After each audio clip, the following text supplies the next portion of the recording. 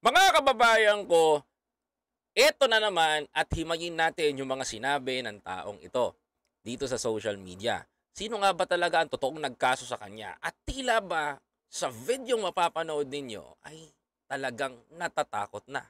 Pag-usapan natin yan at pakinggan natin ang video na to. Mga kababayan, umpisahan natin dito.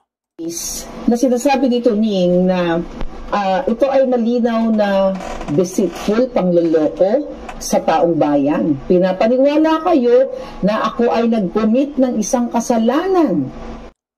Siya daw. Pinapaniwala daw tayo ni kapatid na Anthony Taberna, nag-commit daw siya ng pangalan. Tandaan nyo yan, ha? Tandaan nyo.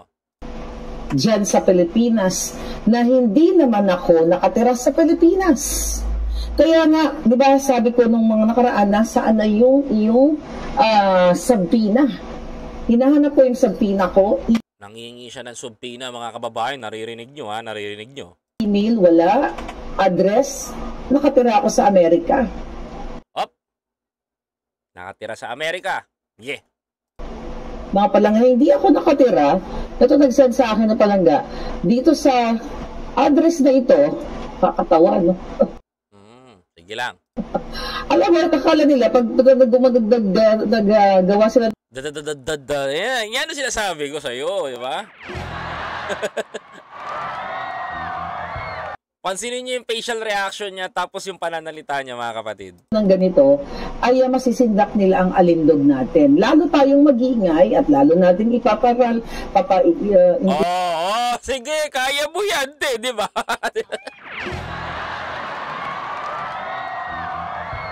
Kita nyo yung taranta niya dito sa video na to. Kita nyo yung parang alam nyo yung panayang kutsa nito kay Pangulong Bongbong Marcos pag kinakabahan eh. Tingnan mo yung ginagawa niya. Kung hindi ka ba naman kinakabahan sa kaso sa'yo, hindi ka ba naman takot, ba't ka nagkakaganyan? Tingnan mo, pakinggan nyo ulit mga kababayan. Ito ha. Papaintindi sa taong bayan na ito po ang bulok na sistema sa Pilipinas. So dito, kung ito ay legit, granting na ito ay legit ay hindi gawang rekto dahil mga kababayan, mga palangga ko, wala akong natatanggap na sabina or anything na document from the Pampanga Court. Diba? Kasi isinulat. Sabi niya, wala daw siyang natatanggap na subpina. Okay? Wala daw siyang natatanggap na subpina from Pampanga. Clear natin to ha. At nga ito ng PEP, I think, last month. So isinulat ng PEP na ako daw ay kinasuhan sa Pampanga Regional Trial Court. So naipaliwanag na natin yan na ang libel case is territorial. Libel case is territorial. Okay. Diba? Saan naganap ang libelous statement? Kaya ang question ko nga kay Tuning, diba? Kay Tuning na kumakamkam ng pera ninyo na galing kay pera daw ninyo ha, pera daw ninyo. Lisa Smugs na galing kay Lisa Smugs daw ha. Siguraduhin mo ha. I-clear natin to. Pinapalunok nyo rin sa pamilya niya at sa bawat anak niya, bawat hibla ng dugo, bawat daloy ng dugo ni Tuning. Sabi nga ni Political Witch. Pakinggan nyo to ha. Ito libelous cases again to. Laban sa kanya. Pakinggan nyo. Ng dugo ni Tuning. Sabi nga ni hibla ng dugo. Bawat daloy ng dugo ni Tuning. Diba? Kay Tuning na kumakamkam ng pera ninyo na galing kay Lisa Smugs na pinapalunok nyo rin sa pamilya niya at sa bawat anak niya. Alam mo, diyan ka nakakasuhan ng libel cases. Diba? Hindi mo alam, the last time yung sinabi mo, ito the last time, minsan may pagka-ob-ob tong tao na to pagdating sa cases eh. The last time, di ako magaling, di ako abogado di ako abogado. Di ako abogadong tao, pero hindi ako pero dito siya nakakasuhan ng ng libel cases. Why? Tingnan nyo mga kapatid, dinadamay niya yung walang muwang, binabanggit niya. Tama ba naman na sabihin mo sa social media, sabihin mo na isang professional broadcaster na binabayaran siya ng gobyerno, binabayaran siya ni FL Lisa. Tama ba 'yon? 'Di ba? Libel cases kagad 'yan. Maharlika yan ng libel cases. Second, paano ka makakasuhan ng libel cases? Dinadamay mo palagi yung ibang tao. You stick to the one topic. Mag-stick ka lang doon sa pinag-uusapan. Ang gulo mo kausap dyan eh, di ba? Sasabihin niya, wala namang katotohanan. Wala namang katotohanan siya sasabihin niya na pinapakain daw ni kapatid na Anthony Taberna ang kanyang pamilya na nanggaling sa pera daw ni Lisa Smag. Sino ba yung tinutukoy niya Lisa Smag? Si FL Lisa. Mga kababayan ko, tanungin ko kayo, si kapatid na Anthony Taberna ba mahirap? Tatanungin ko po kayo mahirap na tao po ba si kapatid na Anthony Taberna? Tanungin ko kayo. Ako na po sasagot. On my own opinion, nasa middle class ng pamumuhay si Anthony Taberna. Bakit, mga kababayan ko? Bukod sa pagiging broadcaster at journalist, mga kababayan, si Anthony Taberna ay may-ari po ng isang restaurant o higit pa sa isang restaurant na maraming branches na tinatawag na Katunyings. Hindi ba kayang pakainin ni kapatid ni Anthony Taberna ang kanyang pamilya na pinagpaguran niya sa kanyang negosyo, Maharlika? Tatanungin nga lang kita. So ngayon, taghahanap ka ngayon ng butas. Maghahanap ka ng tatanong. Paano makasumala kung sinasabing libelous cases? Ano yung sinasabi mo? Di ba? Ang tawag dyan, kaya ka tinakasuhan ng libel case o cyber libel, cyberbullying. Maharlika, because nagsasalita ka ng hindi naman totoo. Di ba? Hindi na ito matatawag na opinion. Hindi opinion yan. Pagbibintang na po ang tawag dyan, mga kababayan. Meron po bang ang libel cases, mga kababayan ko, ay nagsasalita ka laban sa isang tao na hindi naman makatotohanan sa loob ng social media? Diba? Question. Dyan siya nakakasuhan ng libel cases. Kasi biruin nyo, damay niya yung pamilya, damay niya yung anak, pinapalamon daw si FL Lisa, gano'n. Hindi ka lang pinapatulan ng tao, ginadamay mo pa, diba?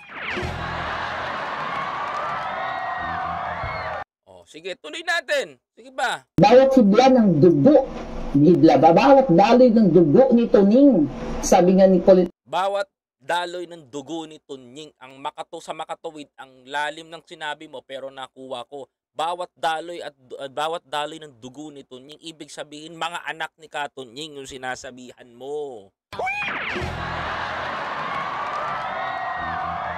Akala siguro ng tao to hindi makakaintindi ang tao ng malalim na Tagalog. Ilongga ka dai, pero tandaan mo nakakaintindi kami ng malalim na Tagalog. Political witch boy, paer na. Wala kaming pakialam kay political witch boy, okay? Ay nananalaytay ang pera ng bayan dahil siya ay tunay na bayaran, tumatanggap ng payola diyan sa mundo ng media. Bintang. Sabihan mo yung media na tumatanggap ng pera. Madalas sinasabi yan ng iba. But the question ko dito, mga kababayan ko, meron bang resibo si Maharlika na pinakita na meron tinanggap na pera si Anthony Taberna sa gobyerno? Hanggat wala pong nasasabi, hanggat wala pong pinapapatunayan ito si Maharlika na nagbigay o tumanggap ng pera, etong si Anthony Taberna ay First Lady Lisa o kesehodang gobyerno pa yan, hindi mo pwedeng sabihan bayaran. Kasi tandaan mo to, Maharlika, magiging hearsay lang yan. Magiging katawa-tawa ka niyan. Paano ko nasabi maging katawa-tawa ka? Paano ko nasasabi nakatawa-tawa ka dyan? Kasi puro kasinungalingan yung sinasabi mo. Paano magiging sinungaling? Wala kang ebidensya. Wala ka naman napakitang resibo. Wala ka napakitang ebidensya sa harapan ng mga tao sa social media. Wala ka na ipakitang ebidensya na magpapatibay, na magpapatunay na si Anthony Taberna ay tumatanggap ng pera sa gobyerno. Di ba, mga kababayan ko? Ang liwanag eh. Tingnan nyo, himay-himayin natin to bawat detalya niya. Na sinasabi. Alam sa totoo lang, pag hinimay-himay ko tong litalya niya, paiba-iba, patalon-talon ng sequence, mga kababayan ko. Bigla na pupunta kay political witch boy, bigla na pupunta kay ganito, bigla na pupunta kay ganyan. Napakaraming pasikot-sikot dito ni Maharlika, Diyos ko. Shoutout muna ako kay The Warrior. Where is Nanay Carmen and Tita Lily and Tita Judy Basco? Ayan. Pag-usapan natin to. Sabi dito, Ning, na ito ay malinaw na deceitful, pangloloko sa taong bayan. Pinapaniwala kayo na ako ay nag-commit ng isang kasalanan. Okay, pag-usapan natin yan. Part na yan. Pinapaniwala daw tayo, ni kapatid na Anthony Taberna, na lumilikha daw si kapatid na Anthony Taberna ng isang kasinungalingan. The question ko dito, ang tanong ko ba, si Anthony Taberna ba ang nagsampa ng kaso sa'yo? Question ko lang ha. Kasi meron akong resibo dito na ipapakita sa inyo. May resibo po ako dito, mga kapatid, na ipapakita ako sa inyo. Ito lang oh. Gusto ko bang makita nyo to ha? Ito lang. Kung ito, si Maharlika nagsasabi ng totoo, ito ha, kung nagsasabi ng totoo to mga kababayan ko, tignan nyo po itong resibo na to mga kapatid. Panoorin nyo to. Basahin nyo pong mabuti, literal, mga kababayan ko. Basahin nyo pong mabuti kung ano po yung makita nyo, mga kababayan. Napakalaki po niyan. Ano po nakikita nyo? People of the Philippines, mga kababayan. People of the Philippines ang nakalagay. Versus, yan ha, versus mga kababayan ko, Claire Eden Contreras. Wala pong sinabing dito na Anthony Taberna o Katunying. Wala rin pong sinabi dito, mga kababayan ko, na sinabi na si Anthony Taberna ang nagkaso sa kanya sa Pampanga. Hindi alam eh, pwedeng mangyari nito, mga kababayan ko, pwedeng mangyari ito, teori ko. May taong galit dito, nasabihan nito sa social media o nakaharap nito sa social media o any vlogger na sino pang kesihod ang vlogger na nandito ngayon ang nagsampa pa ng kaso sa kanya na taga Pampanga, mga kababayan ko. Pero maliwanag naman po para sa atin to eh. Hindi naman po maglalabas eh. People of the Philippines versus Claire Eden Contreras. May Anthony Taberna ba? O so ibig sabihin nito, mga kababayan ko, may mabigat ka pang kalaban. Mga kapatid, hindi lang si Anthony Taberna. Di ba? Now, the question ko dito, mga kapatid, ang pinaka-main question ko dito, sino ang nagkaso nito? Tama ba yung pinipinpoint ni Maharlika? Tama ba yung sinasabi niya? Nagpipinpoint kagad siya na isang tao, pangalan ng tao, at hindi niya muna bine-verify? Reliable ba to? Hindi. Mali yan. Isa yan sa mga nagiging, kaya ka nakakasuhan ng libelous o cyber libel dahil sa maling pagbibintang, mga kababayan. Maraming salamat po, Manny X Conde. Diba? O, sagutin natin sa pa. Imagine natin yung mga sinasabi nito. Sige. Diyan sa Pilipinas na hindi naman ako nakatira sa Pilipinas. Oh, hindi ka nakatira sa Pilipinas pero may bahay ka sa Iloilo. Tama ba ako, Inday?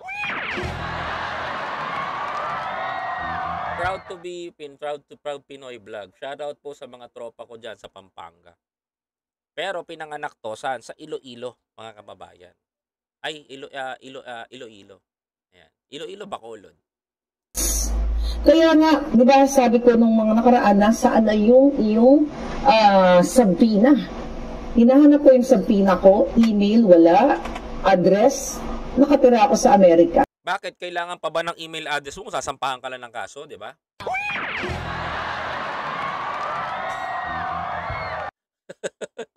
Alam mo, ilang beses na ako sampa ng kaso, hindi ko kailangan ng email address, mga kapatid. Hindi ko kailangan ng email address. Basta alam ko yung address ng bahay. At verified. Alam mo, hindi magpapadala ang korte sa'yo ng subpoena kung hindi ka nanirahan dyan, kung hindi ka naging wala kang permanent address, so hindi na-identify ng government na dyan ka nakatira. Maharlika. Diba? Ngayon, question na naman, Maharlika. Bakit todo iwas ka ngayon at parang ikaw ay natatakot sa mga videos na nilalabas mo ngayon? Asan ang tapang mo, Maharlika, di ba? Isa pa. Pakinggan nyo mabuti, mga kababayan. Clear na clear to. Mga palangga, hindi ako nakatira. Ito nag-send sa akin na palangga. Dito sa address na ito, kakatawa, no? Alam mo, akala nila, pag naggawa sila ng ganito, ay masisindak nila ang alindog natin. Walang sinisindak ang gobyerno because I just want you to know nobody's above the law. Marlica. Lalo tayong mag-iingay at lalo natin ipapaintindi sa taong bayan. Lalo pa, parang ikaw na nabubulol Diba? Na ito po ang bulok na sistema sa Pilipinas. Walang bulok na sistema sa Pilipinas. Ikaw ang bulok na nagiging sumisistema sa Pilipinas. Liwanagin natin. Just want to be clarify ko lang. Walang bulok na sistema sa Pilipinas kasi inaayos natin. Pero may bulok na sumisistema sa Pilipinas. Ito, mga kababayan, literal, mga kapatid. So dito, kung ito ay legit, granting na ito ay legit ay hindi gawang rekto dahil mga kababayan, mga palangga ko, wala akong natatanggap na sabina or anything na document from the Pampanga Court. Question. Bago nilabas ni nilabas ni Thinking Pinoy. Okay? Nilabas ni Thinking Pinoy. Yan. Nilabas ni Thinking Pinoy, mga kababayan ko. At kinontent niya, sinundan ng ibang content creator. Late ka nagsalita. Pero, ang tanong ko doon, bakit ikaw ang unang may hawak niya kung hindi sa yung bahay yun? Claire. Tanong lang, Claire, paano ka nakakuha ng copy? Wala namang pinagpasahan si Thinking Pinoy. Hindi pa nga pinakita formal ni Thinking Pinoy yung kaso. Diba? Yan ang tanong ko Inantay mo lang muna may mag-content saka ka maglabas para mag-react, para lusot ka na hindi ka taga dyan. Alam mo, pinupulis mo kami dito Hindi ka naman pulis. Huwag mo kami pulisin, Marlica, please lang. Halatang-halata ka. Alam mo, takot ka. Hindi mo alam paano ilulusot yung sarili mo kasi mahihirapan ka umuwi ng Pilipinas o makabalik ng Amerika pag umuwi ka. Diba? Diba? Kasi isinulat nga ito ng PEP, I think, last month. So isinulat ng PEP na ako daw ay kinasuhan sa Pampanga Regional Trial Court. So naipaliwanag na natin yan na ang libel case is territorial. Libel case is territorial. Okay. Pag-usapan natin yan. Libel cases is territorial. Kung territorial ang libel cases, bakit ko nakasuhan yung kinasuhan ko sa ibang bansa? Sige nga. Meron po akong isang kinasuhan sa ibang bansa. Opo, meron po. Meron po ako nakakalaban way back 2019 na vlogger. Vlogger. Binanatan ako ng binanatan at tinira ako ng tinira sa social media noon way back 2019. Bakit ko po nakasuhan? Kung territorial. Sige nga. Alam mo ba't related to sa akin? Itong kaso niya, mga kapatid. Ba't related to sa akin, mga kapatid? Kasi mga kababayan ko, yung kinasuhan ko sa Malaysia, di makauwi sa Pilipinas ngayon. Until now. Nakikiusap na sa akin yung pamilya. Naiurong ko yung kaso. Hindi ko inuurong yung kaso Bakit? Tanak ng tetig, binanatan mo ako ng binanatan. Talagang ginano ko. Kasi bakit related? Kasi paano kung territorial yan? Bakit ako nakapagkaso? At hindi makauwi yung tao? Tanong ko, wag mong bilugin yung utak ng mga maraming Pilipino dito. Nasasabihin mo na para magmukhang matapang ka, para magmukhang matikas ka, para magmukhang maangas ka. Nasasabihin mo ang libel cases is territorial.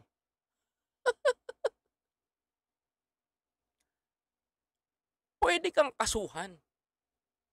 Tandaan mo. Alam mo, minsan kung pinaliwanag ito, mahihirapan ka lang. Oo, makakauwi ka dito. Pero ang pagdating mo dito, pagdapag mo ng eroplano, dadamputin ka. Imamagshot ka, ipoproseso ka, ikukulong ka. Swerte mo. Kung mabilis ang abogado mo, makapag-bail ka kagad. 'Di ba? Wag mong sabihin na territorial. Wag mong bulagin ng mga kababayan natin na para porke nasa ibang bansa ako, hindi kita pwedeng kasuhan. No, Pilipina ka pa rin. Tandaan mo, papel lang ang nabago sa'yo. 'Di ba? Kung yung mga foreigner nga, nakakasuhan natin, 'di ba? Imaginin mo 'yun, kapwa ko Pilipino, nagbanatan kami, nasa Malaysia, anong nangyari? 'Di ba? Hindi makauwi dito. Oh, ano nangyari sa kanya? 'Di nagtago sa nagtago 'to sa may ano, parteng Malaysia, part ng Sabah, nakalimutan ko lang. Nagtago dun, eh. Hindi makababa ng Pilipinas, hindi makabalik dito. Takot na takot bumalik sa Pilipinas ngayon, bakit? Dadamputin siya sa airport, eh. Tapos sasabihin mo territorial, yun nga nasa Malaysia nakasuhan ko pa. Ikaw pa kaya na may kaso ka tapos people of the Philippines ang kalaban mo? Hindi ako magaling sa batas pero very related sa akin 'to, mga kababayan ko.